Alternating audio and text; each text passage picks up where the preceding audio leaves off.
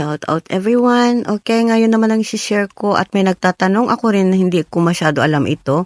Paano tayo gumawa ng ating highlights during screencast and how to monetize our live during the live. Okay, let's go. Analytics. Punta tayo dito sa my analytics. Nakita nyo dito? Analytics. Pindutin natin yan. Yan ang lalabas. Okay, yan na. Makikita natin kung ilan ang taong nanood na sa atin, di ba? Yung views natin. Tapos yung ngayong oras, kung ilan ang nanonood, ang ating chat room o walang nagchat-chat, di ba? Tapos ang duration ng panonood nila.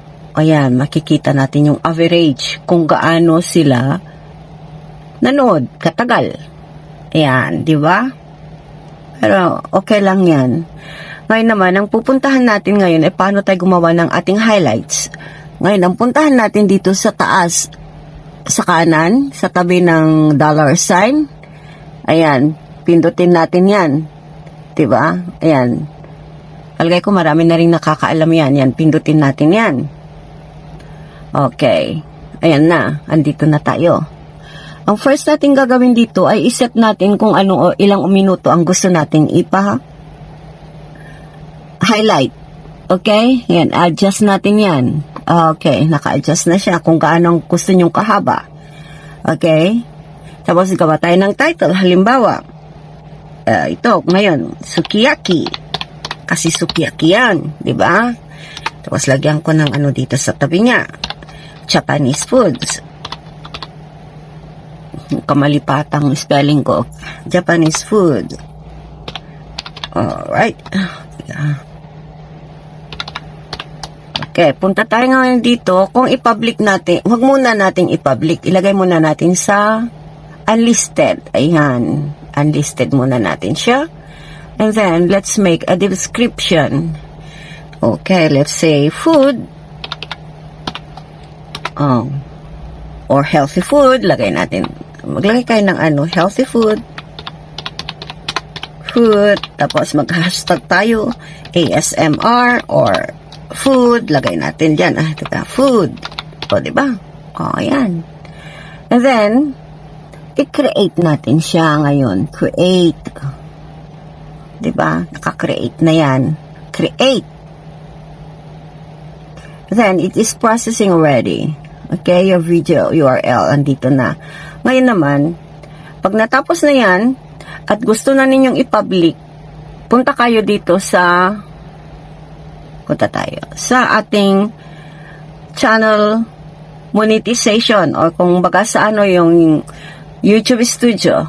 Okay, punta tayo sa YouTube Studio. Kita nyo ang dashboard ko. Ayan. Tapos, punta tayo dito sa content. And then, makikita na ninyo dito, pending, nakaano pa siya dyan, pending pa, sukiyaki, pending. Dito sa monetization, lagay ninyo dito, on ninyo, then save. Okay, pag dito naman, kailangan i-check natin yung mga dapat i-check sa baba, para ma-approve ang ating monetization. Check ninyo yung dito. And then, submit. Okay? Tapos pag pag natapos na yung nito, ang processing niya, tsaka na lang ninyo i-public. Ngayon hindi pa Kaya nitong ginawa ko kanina, ito.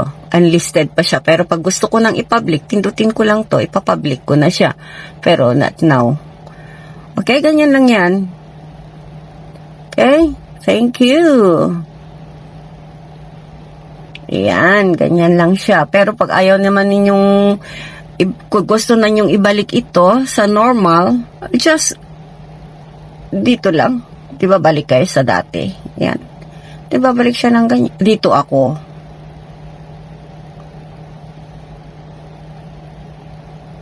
I prefer pa rin talaga na dito ako sa analytics ko. Kasi minomonetize ko ang flow ng aking live. Okay guys, thank you for watching. Okay, this is Angela Tanser. Please subscribe and like the video. At kung ano ang alam ko pang malalaman ko pa, I will teach you. Sa totoo lang, hindi ko rin alam ito eh. Nagtatanong ako kung sino ang makakaturo sa akin. But I just try to find it by myself. Ayan, share ko sa inyo kung anong nalaman ko kasi alam ko rin na marami ding mga bago. May marami ding nakakaalam na siguro. Ito ang alam ko ay pwede lang ito sa computer. I don't know kung pwede sa cellphone. Hindi ko pa na-try. Okay? Kung anong alam din ninyo, turo lang ninyo. At kung ano rin ang malalaman ko, ituturo ko sa inyo. Okay, bye-bye. Thank you for watching.